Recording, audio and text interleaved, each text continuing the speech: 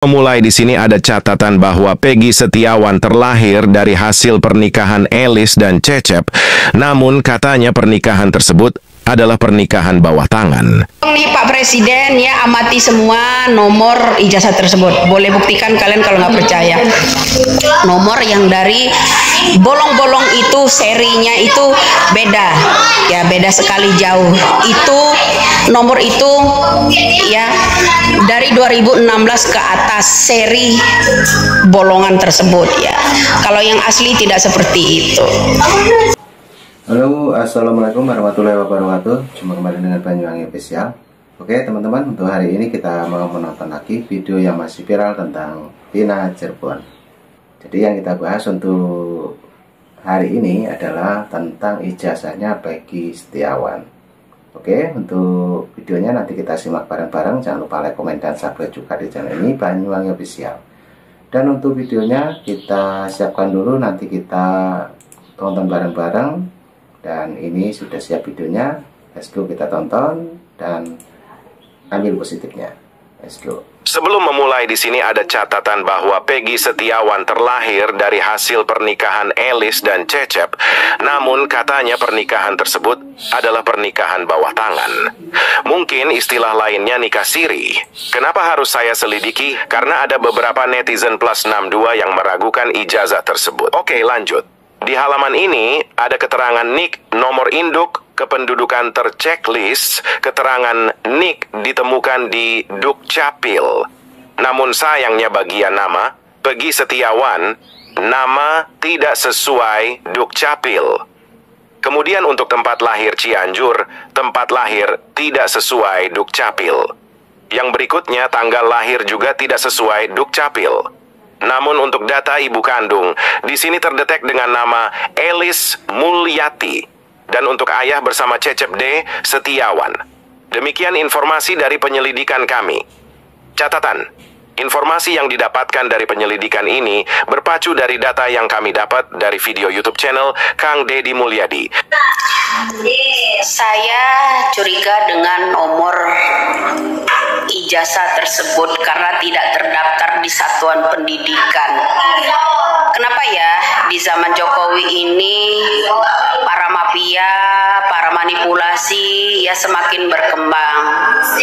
Terutama orang-orang DPO kok bisa ijazahnya beli, ya kan? Ijazah beli artinya gini, itu nomor ya, setelah kita amati ya nomor ijazah tersebut tidak terdaftar di satuan pendidikan.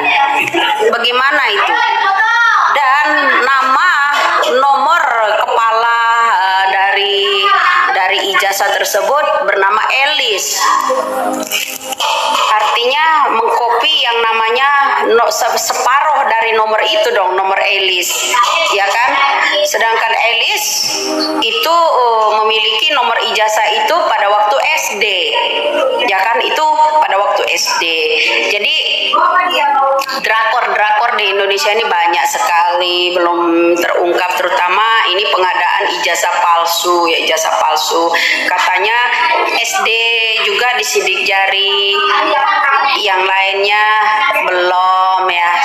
Masa yang orang itu ya bilang nggak bisa tebus ijazah, tapi dia punya cincin berlian dari Blue Sapphire Sri Lanka, ya kan, dengan total beratnya kurang lebih yang saya lihat 13 karat dengan nilai jutaan.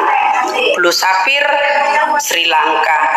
Ada nggak kira-kira ijazah berapa sih?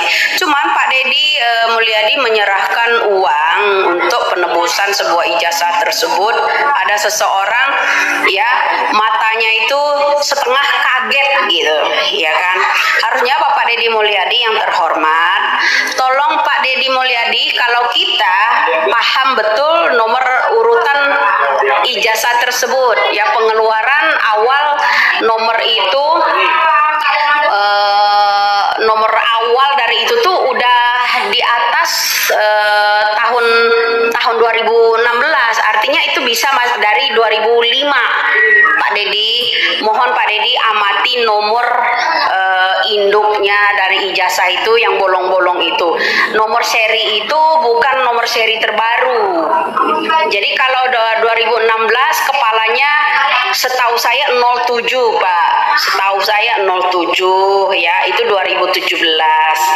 Ya, itu yang bolong-bolongan itu Pak Dedi, itu tolong dicek. Bisa saja itu orang ini, karena di kita cek itu nomor yang namanya ijazah yang bolong-bolong itu Pak Dedi, itu tidak terdaftar di satuan pendidikan, itu aja Pak Dedi. Ya, kemudian di pertengahan yang namanya umur bolong-bolong itu kan ada sejenis rahasia dari kelahiran. Ya, jadi sejenis rahasia dari tanggal kelahiran seseorang itu punya Elis Pak Dedi. Jadi tolong nih Pak Presiden ya, amati semua nomor ijazah tersebut. Boleh buktikan kalian kalau nggak percaya. Nomor yang dari bolong-bolong itu serinya itu beda. Ya, beda sekali jauh. Itu nomor itu ya dari 2016 ke atas seri bolongan tersebut ya. Kalau yang asli tidak seperti itu. Mereka itu nggak ngerti ya bolongan-bolongan itu arti kode. Ya kode itu ya, kode kalian harus tahu. Tapi di pertengahan ada 4 huruf itu ya seri dari tanggal kelahiran. Ya, jadi kalau ada orang ya kaget dengan omongan saya mengenai ijazah palsunya seorang DPO, ya jangan bilang kalau saya bohong pula ngarang-ngarang. Jangan bilang pula kalau saya bilang, mereka bilang saya itu tahu dari seseorang. Ya, jadi saya harap Bapak Dedi menelusuri kembali kode yang dibolong-bolong itu Pak Dedi, kode yang bolong-bolongan di ijazah paling atas itu ya Pak Dedi. Itu yang paling menentukan itu di pertengahan itu ada kode kelahiran seseorang. Ya, jadi salam waras aja, semoga Indonesia jauh lebih pintar. Itu aja, salam. Dia bilang saya tidak bersalah, saya tidak rela dihukum. Ngapain mengganti identitas? Izin speech ya. Jadi begini, setahu saya ya, yang namanya Peggy Setiawan ini tidak pernah mengganti identitas.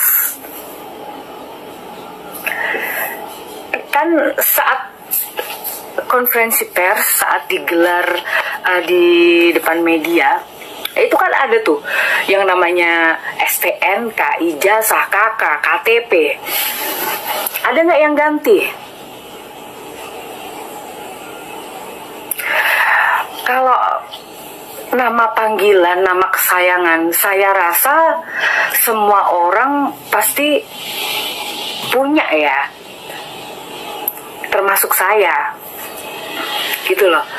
Jadi kalau yang namanya nama kesayangan atau nama panggilan atau nama kecil itu bukan berarti dia mengganti identitas.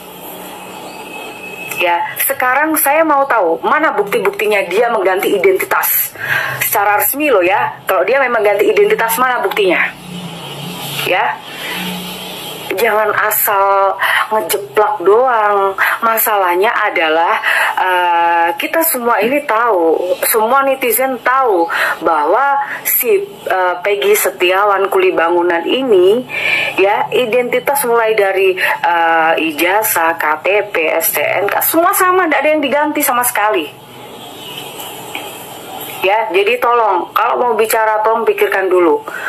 Ya, karena netizen sekarang pintar.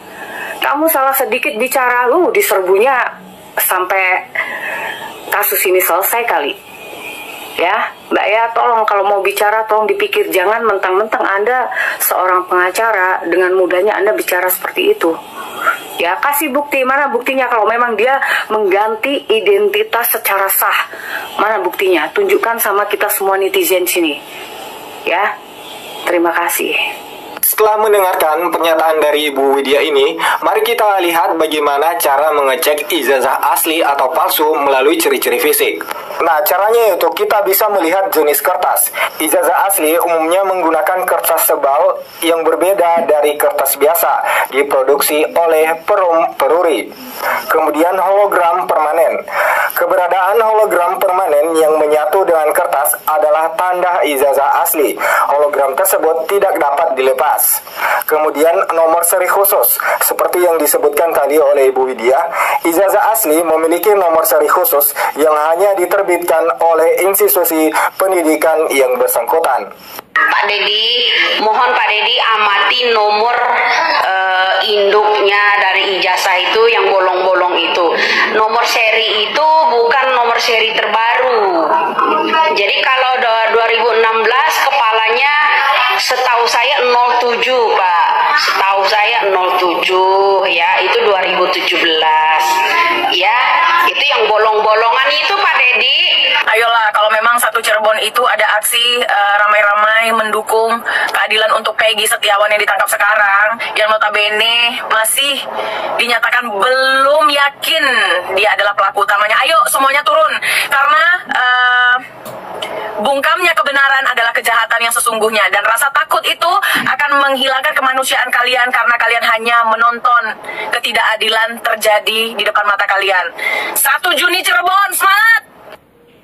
Nah, oke teman-teman, itulah yang kita tonton untuk hari ini, masalah identitas dari Peggy Setiawan.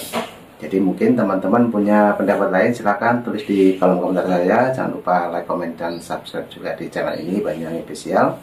Dan cukup itu dulu, nanti juga ada video lagi tentang Pina Cirebon. Oke, terima kasih semuanya. Assalamualaikum warahmatullahi wabarakatuh. Sampai jumpa.